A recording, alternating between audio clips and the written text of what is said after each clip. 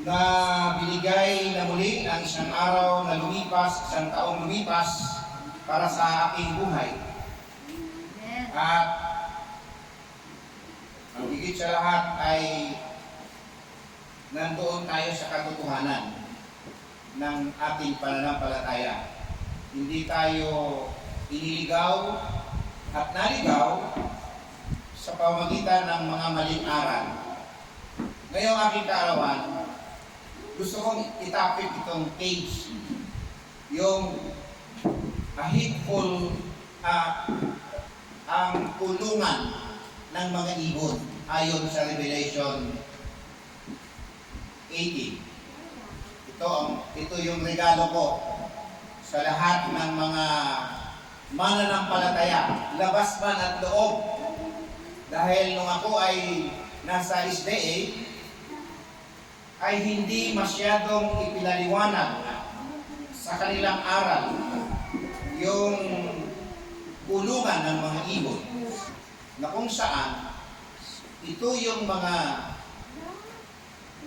dahilan kung bakit ang mga religion o relihiyon ay yumayaman, dumarami ang mga tao, at nagkaroon ng maraming properties ang lahat ng mga nagtatayo ng relihiyon dahil sa kulungan ito.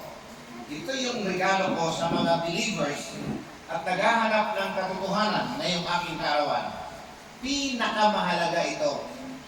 Alam niyo po ba yung cage? Sino nakalam dito yung kulungan ng mga ibon? Kulungan, cage of the hateful bird. Sino nakakaalam nito bago ako mag-lesson? Kulungan ng mga ibon. Sister Nian, ikaw ba ay nabigyan ng bahagi tungkol sa kapaliwanagan sa kulungan ayon sa Revelation chapter 18? Bukasan natin yung yung Revelation chapter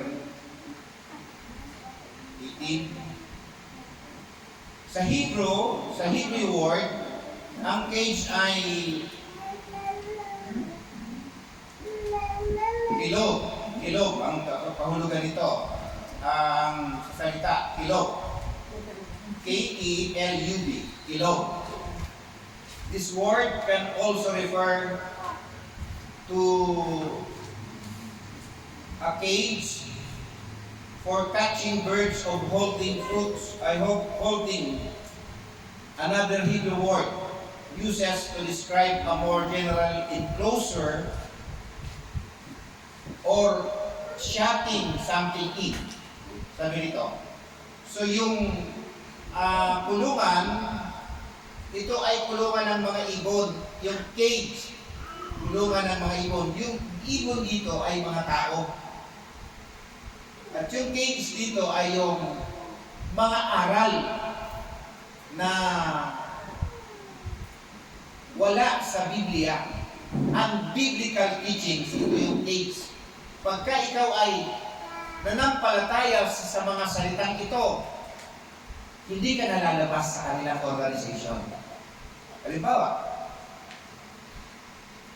yung mga salita ng mga tao na ito na ang huling iglesia, huwag na kayong lalabas pa, sapagkat pag kayo lumabas, kayo ay mga opsyot. Walang kaligtasan ng opsyot. Para bagang ang kaligtasan ay nandoon sa kanila.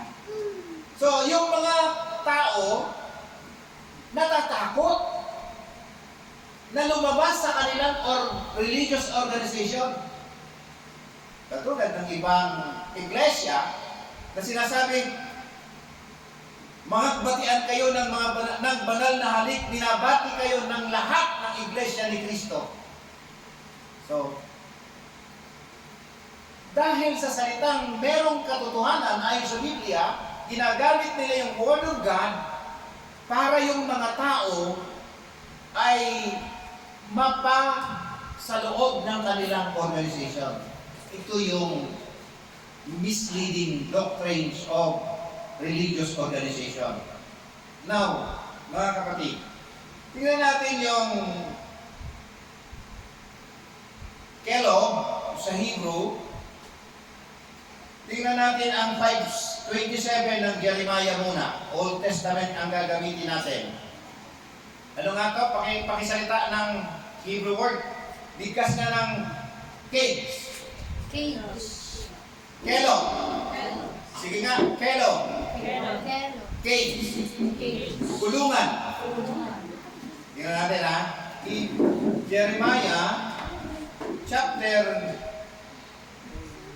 5:27.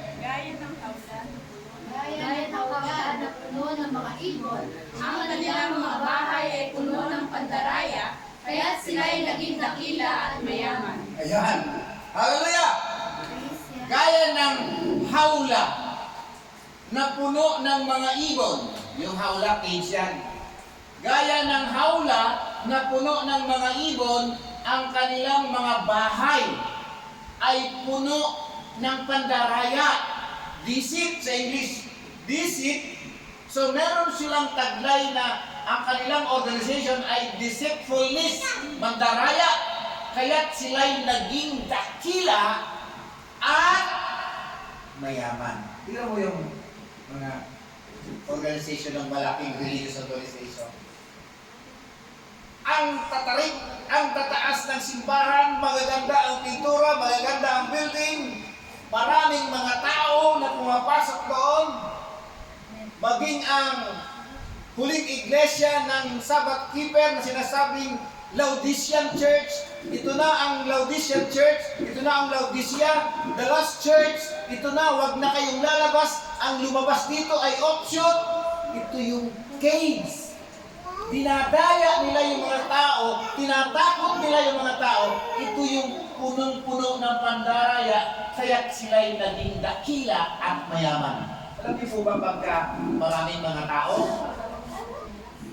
Pag maraming mga tao, anong meron sila? Power and money. Sabi rito,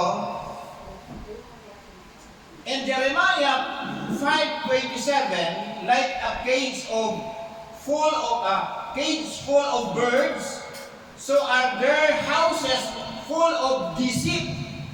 According to the New King James Version, the verse uses the image of a cage highlight the deceitfulness and corruption present in the lives of the healthy and powerful. So, napakaliwanag po yan. Yumayaman sila, nagiging makapangyarihan. Dirin mo, may iglesia dito na yung kalsada ng Commonwealth Avenue, Sarhan, pinakamalapad na highway sa Metro Manila, Sarhan, at doon mag-crusade. Nagka-traffic. Yung mo kapangyarihan niya. Dahil sa sila'y makapangyarihan at sila'y mayaman. Dahil saan? Dahil sa pandaraya ng aral. Mga doktrina na wala sa Biblia. Tingnan natin yung sigaw ng Revelation chapter 18 verse 2. Tumutugma dito sa Jeremiah 5:27. Yung cage. At siya ay sumisigaw ng May malakas na tinig na nagsasabi, bumagsak ang dakilang Babylonia, ito'y nagigirahan ng mga demonyo, pugad ng bawat espiritong karumaldumal, at pugad ng bawat karumaldumal at kasusulan ng mga ibon. ayan, kasuklam ng mga ibon. Anong sabi? Siya ay sumisigaw ng may malakas na tinig na nagsasabi, bumagsak ang dakilang Babylonia. Yung Babylonia po mga kapatid, yung the word Babylon is a confusion. Pagkalito, kaguluhan. Pagdating sa salita ng Diyos, yung aral ng Diyos ay hinaluan ng aral ng tao, unbiblical teachings na wala sa Biblia, inilagay sa salita ng Diyos, katulad ng Trinity, katulad ng